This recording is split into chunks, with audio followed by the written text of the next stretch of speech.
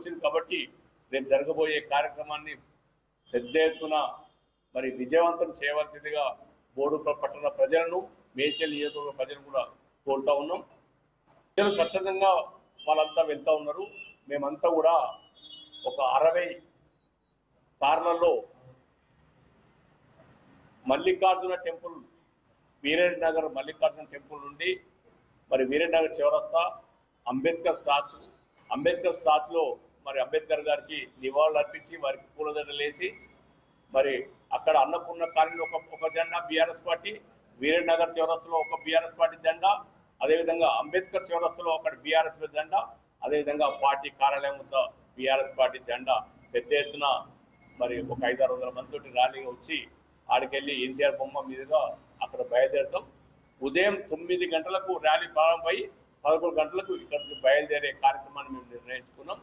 ఈ కార్యక్రమంలో పెద్ద ఎత్తున బీఆర్ఎస్ పార్టీ మహిళా శ్రేణులు, బీఆర్ఎస్ పార్టీ మాజీ డిప్యూటీ మేయర్ గారు కానీ మాజీ కార్పొరేటర్లు, బీఆర్ఎస్ పార్టీ మహిళా విభాగం నాయకులు వాళ్ళంతా వచ్చి అక్కడ పాల్గొనే వాళ్ళకందరికీ తిలకాలు దిద్ది మంగళారతులు ఇచ్చి మరి పార్టీ నాయకులను కార్యకర్తలను మీటింగ్ పంపించే కార్యక్రమాన్ని కూడా ఇక్కడ చేస్తారు. కాబట్టి మాసాలలో కాంగ్రెస్ యొక్క వైఫల్యాలను, రైతులకు ఇచ్చిన మాటలు నిలబెట్టుకోలేక రైతు భరోసా కానీ, రైతు బీమా కానీ, 2 లక్షల రుణమాఫీ కానీ, మరి సన్న ఓట్ల కొనుగోలు 500 బోనస్ కానీ, మరి అన్ని రకాల బోనస్ కానీ, మరి వరి ధాన్యాల కొనుగోలు కానీ అన్నిటి మీద వైఫల్యం చెంది ఈరోజు ప్రజలను నడ్డి విడిచడమే కాదు రైతులను బజార్న పడేసిన ఈ ప్రభుత్వాన్ని రేపు కేసీఆర్ పాల్గొనే బహిరంగ సభలో రైతులు, యువకులు, విద్యార్థులు, మహిళలు, కర్షకులు, కార్మికులు పెద్ద ఎత్తున స్వచ్ఛందంగా తరలి వస్తూ ఉన్నారు.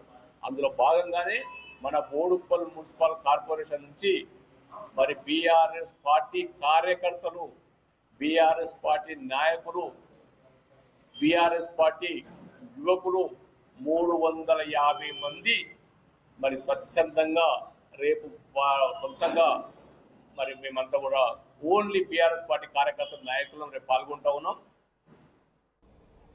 తెలంగాణ రాష్ట్రంలో బీఆర్ఎస్ ఆవిర్భావ వేడుకలను ఘనంగా ఈ నెల 27వ తారీఖు నాడు సిల్వర్ జూబ్లీ వేడుకలు కూడా అంగరంగ వైభవంగా జరుపుకున్న నేపథ్యంలో ఎలకతుర్తిలో కూడా ఇప్పటికే 15 ఎకరాల స్థలంలో కూడా రజతోత్సవాలను కూడా జరుపుకునే అందు కూడా కసరత్తు తెలంగాణ రాష్ట్రంలోని కూడా అన్ని ప్రాంతాల నుంచి తరలించేందుకు కూడా ఎలకతుర్తి సభా ప్రాంగణానికి తరలించేందుకు ఇప్పటికే బీఆర్ఎస్ నేతలే కావచ్చు, బీఆర్ఎస్ మాజీ ఎమ్మెల్యేలు కావచ్చు, స్థానిక మొత్తానికైతే ఎమ్మెల్సీలతో పాటు కూడా ఇక్కడ అందరూ ఇక్కడికి సభస్థలికి తరలించేందుకైతే లీనమైన పరిస్థితి కనపడుతుంది. ఇప్పుడు సభస్థలిలో మనం ఉన్నాము. ప్రస్తుతం మనతో మాట్లాడడానికి హుస్నాబాద్ మాజీ ఎమ్మెల్యే సతీష్ కుమార్ అని ఒకసారి ఏర్పాట్లు ఎట్లా ఉన్నాయి, రేపు ఎవరు రానున్నారు, ఇక్కడికి కేసీఆర్ రాకతో కూడా ఈ ఏర్పాట్లు అంటే వెహికల్స్కే కావచ్చు ప్రజలకు ఎలాంటి ఇబ్బందులు లేకుండా కూడా ఏర్పాట్లు ఎలా చేస్తున్నారు సార్?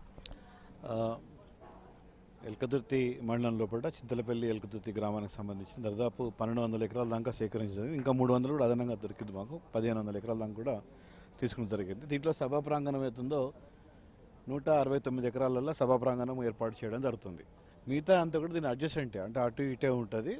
అన్ని కూడా ఎవరైనా కానీ అల్కగా వచ్చి వెహికల్ పార్క్ చేసుకొని మీటింగ్ అటెండ్ చేసి వెళ్ళేటట్టు ఇక్కడ ఏర్పాటు చేయడం జరిగింది. చాలా బ్రహ్మాండంగా ఎవరు వచ్చినా ఇబ్బంది కాకుండా ఫ్రీగా పార్కింగ్ చేసుకొని మీటింగ్ అటెండ్ చేసి వెళ్ళేటట్టు ఏర్పాటు చేస్తుంది. వచ్చిన వాళ్ళందరూ కూడా ఎండాకాలం కాబట్టి వారి కోసం మంచినీళ్ళ బాటిల్స్ ఏవైతున్నాయో దాదాపు 10 లక్షల దాకా తీసుకోవడం జరిగింది. అదేవిధంగా 10 లక్షల మజ్జిగ ప్యాకెట్